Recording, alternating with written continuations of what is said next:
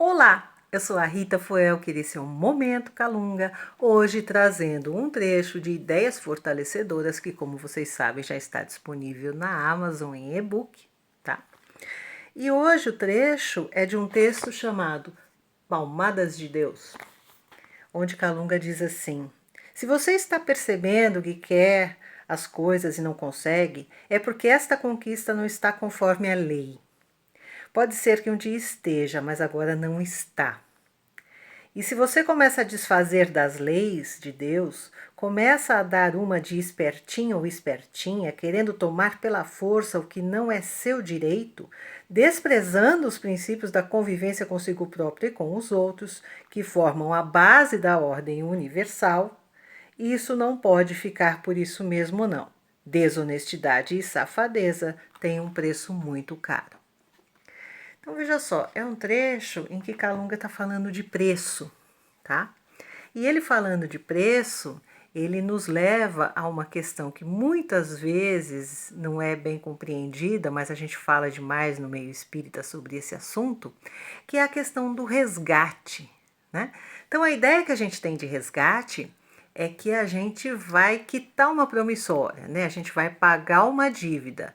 Eu vou reunir uma soma em dinheiro, ou eu vou fazer uma proposta, né, para o meu credor, e eu vou pagar, ou seja, eu não vou ficar devendo mais nada, tá? Mas essa visão, embora ela seja uma imagem, né, de uma situação, ela não é exatamente perfeita. Por quê? Porque o resgate, principalmente quando ele envolve duas pessoas ou uma pessoa em um grupo, tá? Ele não acontece necessariamente perante aquela pessoa. Vamos dizer que numa outra vida aconteceu uma situação em que você tomou uma atitude que prejudicou muito uma outra pessoa, tá? E aí você chega nessa vida e você trouxe isso, né, para rever, né? Você trouxe isso para buscar solucionar nessa vida. Mas isso não significa que você vai encontrar aquela mesma pessoa, tá? E de algum modo pagar a ela, né? Quitar diante dela. Por quê? Porque pode ser que essa pessoa ela já tenha avançado, ela já evoluiu, ela já está fazendo outros exercícios evolutivos numa outra etapa e quem está aqui é você, tá?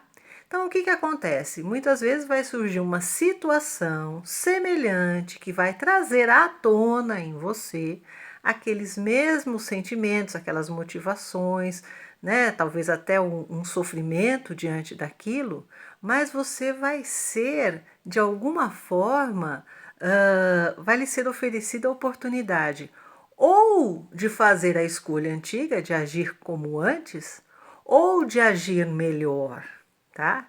Então, nesse sentido é que a gente deve entender que essa oportunidade, no fundo, é uma oportunidade para você, para o seu exercício, para a sua superação de sentimentos e de questões que não pertencem mais ao nível evolutivo que você quer atingir, né? Imaginamos que agora você está mais esclarecido, você pediu para voltar para essa situação e espera-se então que você tenha equilíbrio e discernimento para fazer uma escolha melhor do que você fez antes.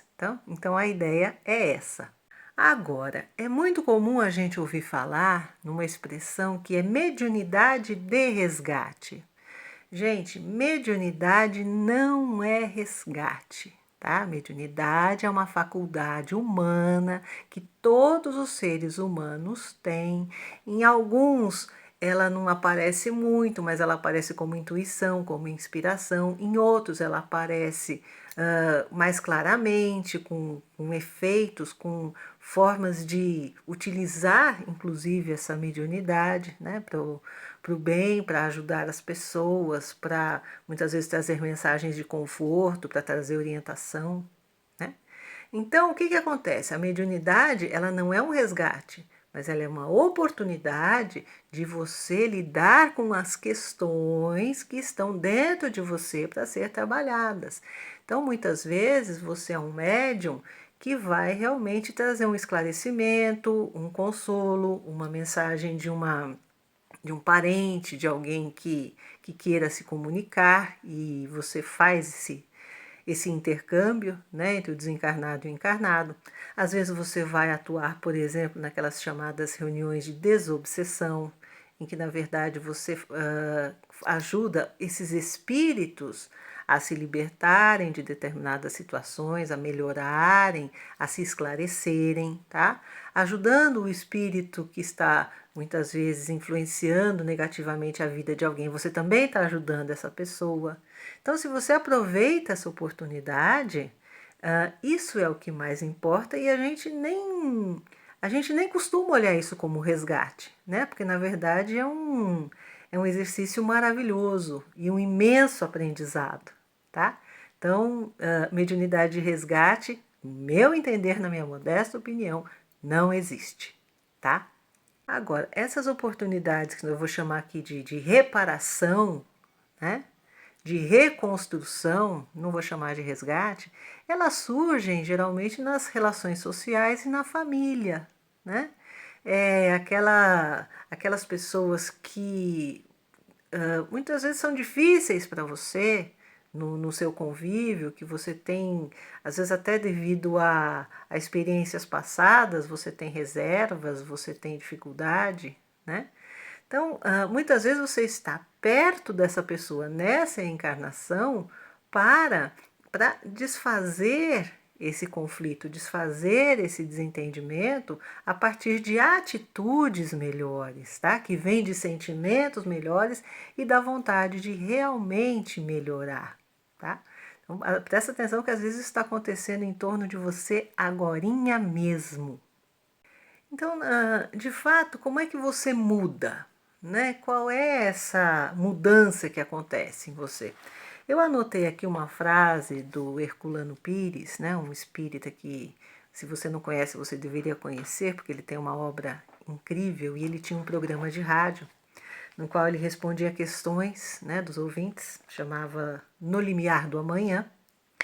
E o Herculano, num desses programas, ele fala da conversão. Conversão é aquilo que a gente pensa muitas vezes do ponto de vista religioso, né? Me converti para uma religião.